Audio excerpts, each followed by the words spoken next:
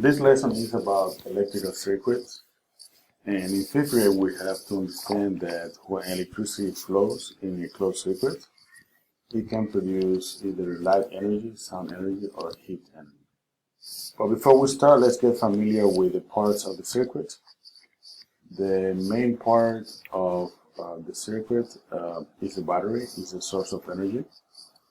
For the battery to work, the electricity has to go out the negative side, go all the way around, and then come back to the positive side. And that is true for every other part. Every single part, like the switch number 1, for it to work, it has to be closed, and then the electricity has to go through one end and come out the other end. For the light bulb, it's the same situation. The electricity has to go through one end, go all the way through, and then come back out the other end. For the buzzer, the ones that produce the sound, is the same situation. The electricity has to go through one end and then come back out the other end. And then it always has to come back to the battery for it to work, so that you can have a closed circuit, a closed circle.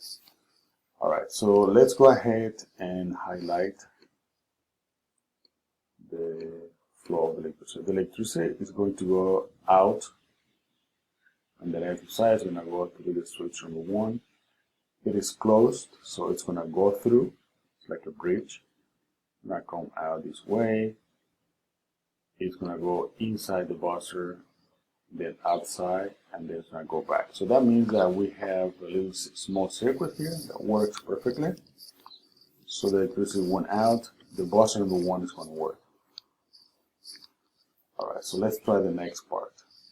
So the electricity goes out the negative side again, goes through the switch, and then runs into another switch. But in this case, the switch is open, so the electricity cannot go through. For this switch number 2 to work, it needs to be closed.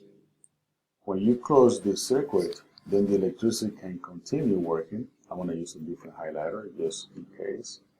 If it's closed, then it's going to go through the light bulb. It's going to go in the light bulb, through the light bulb, then out of the light bulb, and then it's going to run into the next light. Okay, but we have a couple of situations right here. The first situation is that this light bulb number 2, it is open because it's burned. You see this little wire that connects right here is no longer working. So the electricity, there's no way the electricity is going to go through that wire, so it's going to be open. You need a new light bulb to be able to make this circuit work.